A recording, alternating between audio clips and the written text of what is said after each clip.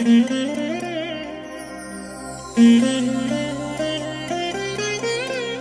దినం పరము నుండి దిగివచ్చు మాట, ఇది నీ జీవితానికి వెలుగుల బాట, నీ ఒడిలో ఉంచబడిన దీవెనల మూట, అద్భుతాల ఆనంద ఊట.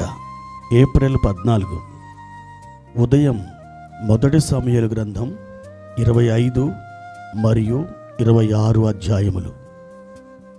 సాయంత్రం లూకా సువార్త 12వ అధ్యాయము 32 నుండి 59వ వచనం వరకు. క్రీస్తునందు ప్రియమైన దేవుని బిడ్డలారా, ఈ ఉదయకాల సమయంలో ప్రభు కృప మీ అందరికీ తోడైయుడునుగాక. ఎలా ఉన్నారు? బాగున్నారు కదూ? ప్రభు మీకు నిత్యము క్షేమము దయచేస్తారు. మీ జీవితకాలం అంతా కృపాక్షేమములే మీ వెంట నడుస్తాయి.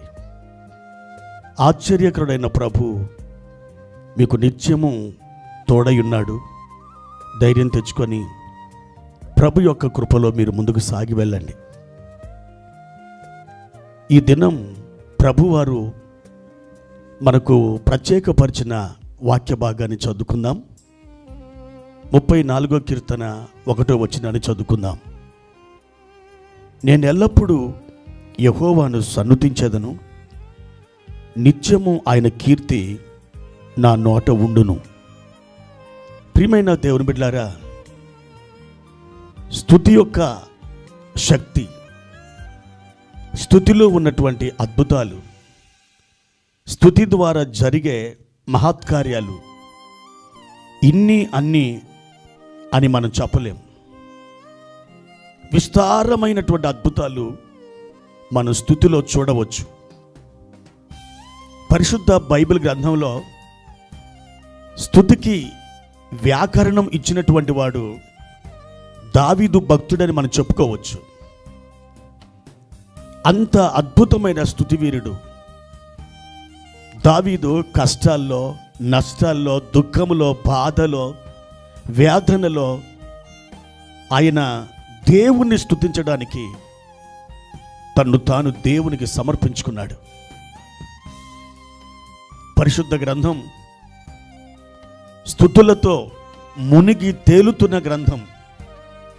మనం పరలోక ఆ మహా సామ్రాజ్యానికి వెళ్ళిన తర్వాత కోటాను కోట్ల దేవదూతలు స్తుతిస్తారు. పరిశుద్ధులందరూ కూడా ప్రభుని స్తుతిస్తారు. భవిష్యత్ కాలంలో మనం వెళ్ళబోతున్న ఆ మహిమ ప్రపంచం స్తుతులతో ప్రతిధ్వనిస్తుంది.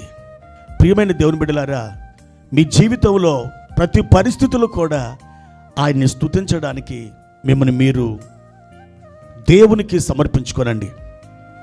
అపోస్తలుడైన పౌలు గారు అంటారు, ఎల్లప్పుడూ మీరు దేవునికి కృతజ్ఞతాస్తుతులు చెల్లించుడి. ఒక ఆదివారం మాత్రం కాదు, లేక ఒక శుక్రవారం మాత్రమే కాదు, మనం ఎల్లప్పుడూ దేవుణ్ణి స్తుతించవలసినటువంటి వారమై ఉన్నాం. దావీదు అదుల్లాము గుహలో ఉన్నప్పుడు దేవుని స్తుతించాడు. సౌలు రాజు అతను తరుముతున్న ఆ సంవత్సరాలన్నిటిలో అతడు దేవుని స్తుతించాడు. ఇజ్రాయేలు ప్రజలు యెరికో చుట్టూ తిరిగి వారు స్తుతి కేకలు వేశారు. ఆ యెరికో గోడలు కూలిపోయినాయి. ప్రియమైన దేవుని బిడ్డలారా, స్తుతిలో గొప్ప శక్తి ఉంది. మీకు జరిగిన ఒక సంఘటన చెప్పాలని ఆశిస్తున్నాను. కమ్యూనిస్టులు రొమేనియా దేశాన్ని వాళ్ళు కైవసం చేసుకున్న తర్వాత ఆ రొమేనియాలో ఉన్నటువంటి క్రైస్తవులు వారి ద్వారా భయంకరమైన హింసల పాలయ్యారు. దేవుణ్ణి వదిలిపెట్టమని, బైబిల్ని కాళ్ళతో తన్నేయమని, ఆ బైబిల్ మీద ఉమ్మి వేయమని, లేకపోతే మిమ్మల్ని షూట్ చేసి చంపేస్తామని ఎంతగానో వాళ్ళు బెదిరించారు. చాలామంది ప్రభు కొరకు ధైర్యంగా నిలుచున్నారు. యవనస్తులైనటువంటి అమ్మాయిలని వారు మానభంగం చేసి వాళ్ళని చెరిపివేసేవారు. ఎవరైతే వారికి లోబడరో కిరాతకంగా వారిని చంపివేసేవారు. అలాంటి పరిస్థితుల్లో ఒక 15 మంది యవన బిడ్డలు వారి చేతికి దొరికారు. ఒక రూములోకి తీసుకుని వెళ్ళారు. ఇదిగో యేసు ప్రభుని వదిలిపెట్టండి, లేకపోతే మా తుపాకీ గుండ్లకు మీరు బలైపోతారు అని బెదిరించారు. ఒక సైనికాధికారి వచ్చాడు. 7 వరుసగా పేల్చివేశాడు. వాళ్ళు నేల కొరిగారు. ఇక 8వ అమ్మాయి దగ్గరికి వచ్చారు. ఆ అమ్మాయి పేరు ఎవీ హోడ్జెస్. ఈ అమ్మాయి బాల్యప్రాయం నుండి దేవుని స్తుతించడం అలవాటు చేసుకుంది. దేవుని మహిమపరచడం ఆమెకు ఒక అలవాటుగా మారిపోయింది. ఆమె కళ్ళకి గంతలు కట్టారు. ఒక సైనిక అధికారి వచ్చారు. ఆ తుపాకీ ఆమె వైపు గురిపెట్టాడు.